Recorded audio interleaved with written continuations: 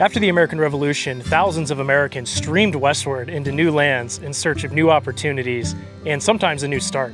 And today I'll be going throughout parts of central Indiana in search of some of those pioneer patriots who came out this way with their families to settle this land. And I've always found this story to just be truly American.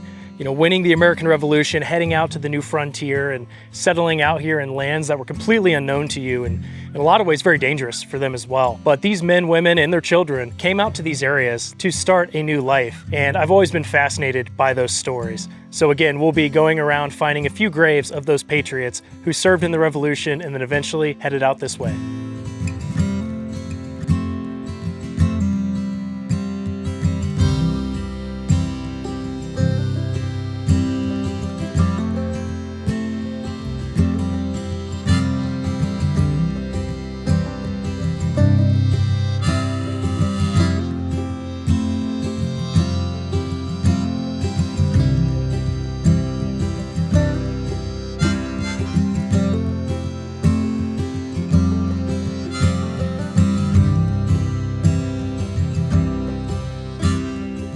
I'm starting here at the Hamblin-Taylor Cemetery, which as you can tell is in a very rural part of the state, not far from Nashville, Indiana, if you're familiar with that town, which is pretty popular. And Job Hamblin is buried here in this small family cemetery, still nestled amidst farm fields, which I think is very appropriate and just very beautiful. And today they have this remarkable monument dedicated to Job and to his wife, Eleanor Mullings. And right here in front are the actual grave markers. The one to Eleanor here looks like it's considerably newer, probably replaced an older one.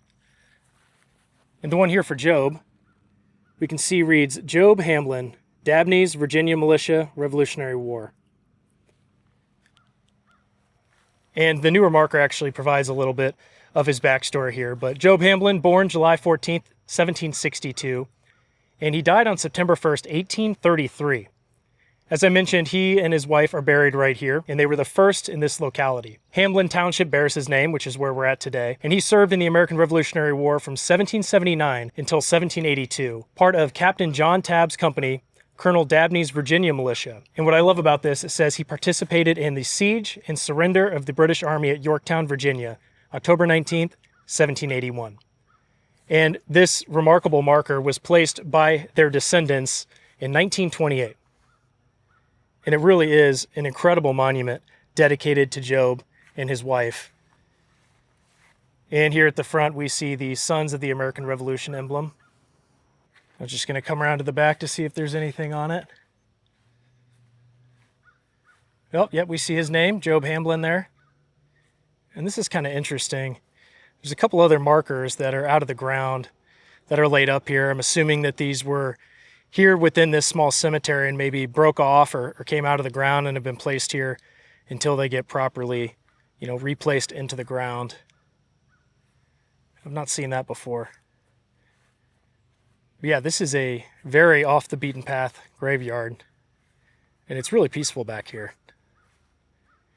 But all right, there we are paying our respects to Patriot Job Hamblin. Now we're going to head up the road to visit another Patriot.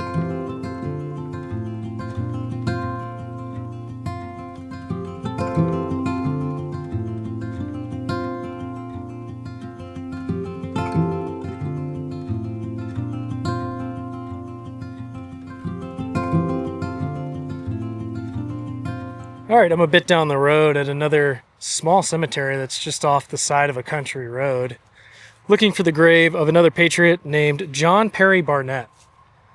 And to be honest with you, I don't exactly know which grave is his, so I might be looking around for a little bit. Some of these have red, white, and blue flowers or markers, which kind of help, but I'm going to wander around a little bit and see if we can find the grave of Patriot John Barnett.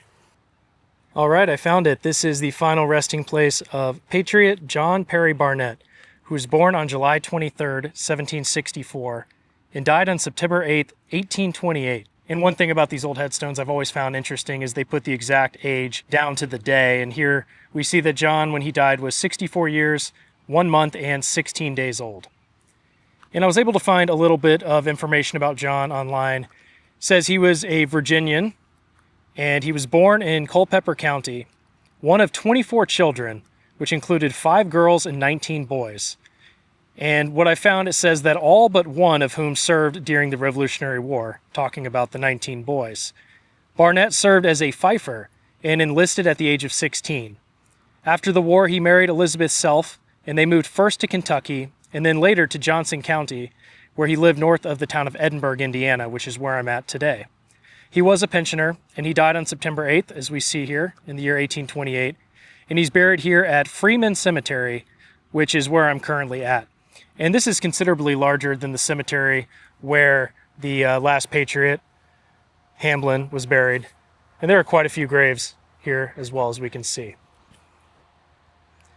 But again, a really small, older cemetery. Unfortunately, it doesn't look like it's maintained too well. There's a lot of broken headstones. Even here for our Patriot, John Barnett, the Daughters of the American Revolution marker looks like it broke off there. So I think we have a little bit of work to do for our Patriots here, but really neat to get to visit the grave of John Barnett.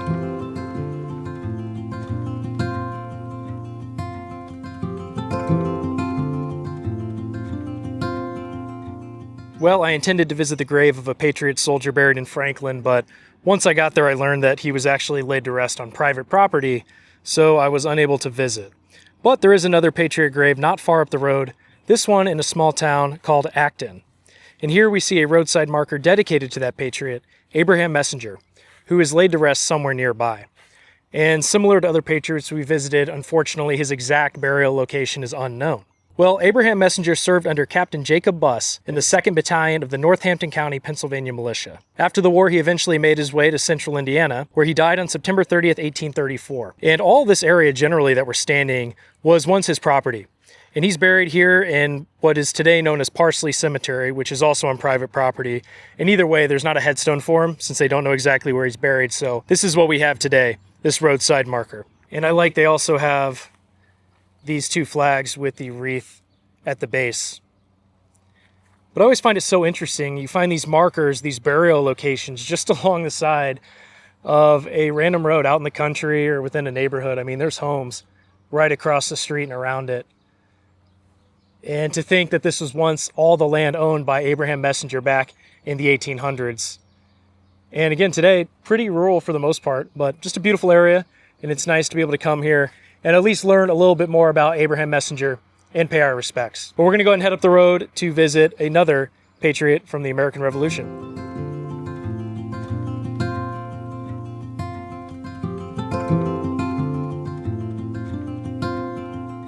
All right, I'm up the road in Wanamaker, Indiana to visit Founders Cemetery, which was established in 1827. And they have another marker for a Patriot who's buried here in the cemetery.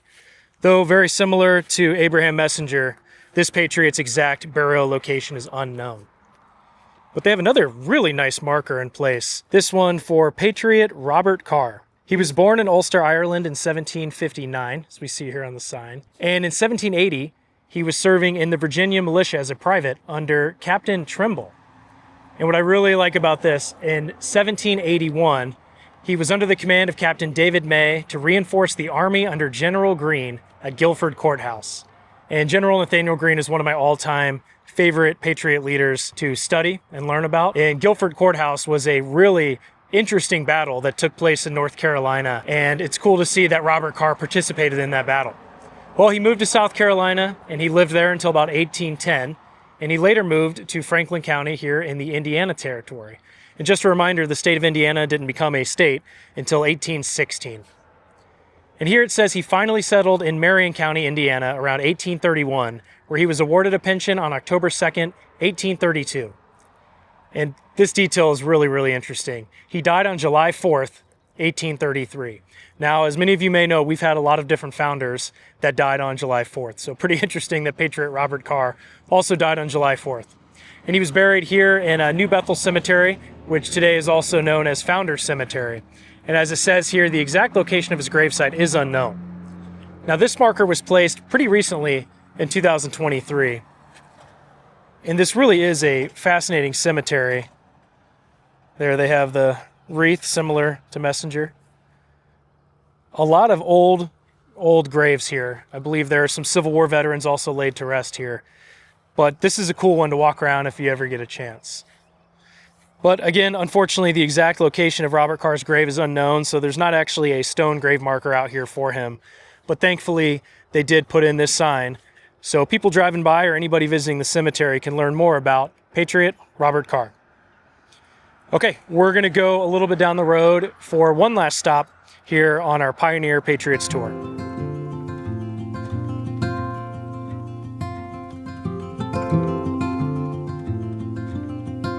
All right, I'll be finishing up my time today on the east side of Indianapolis, visiting a very unique historic cemetery, which is known as Old Trail Cemetery, but also known as the McVeigh Cemetery.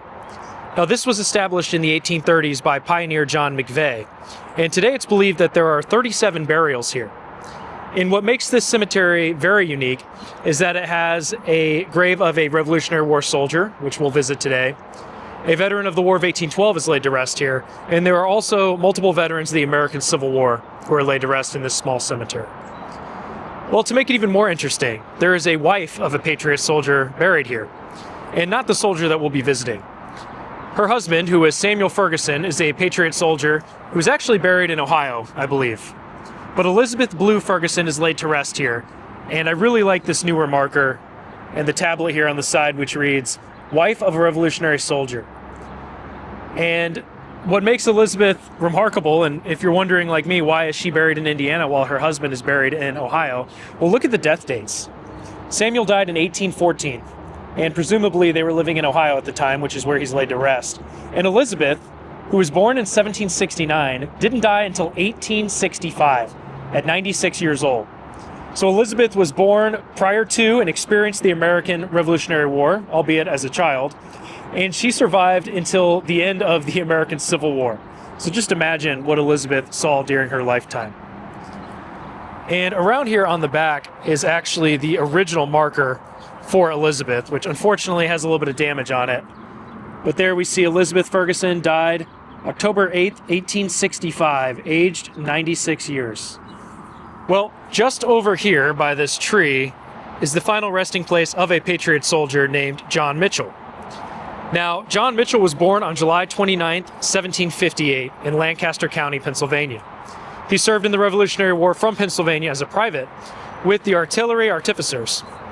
And what he did in that capacity, they were skilled men who worked in the manufacture and repair of military weapons and munitions.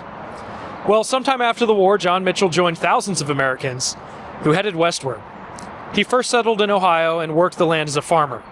And in 1820, he applied for a pension for his service in the war. And many years later, in 1847, he again applied to the pension board, this time to have his pension sent to Indiana, where he had moved to be with his children. And he died on January 11th, 1851, here in Indianapolis at the age of 92.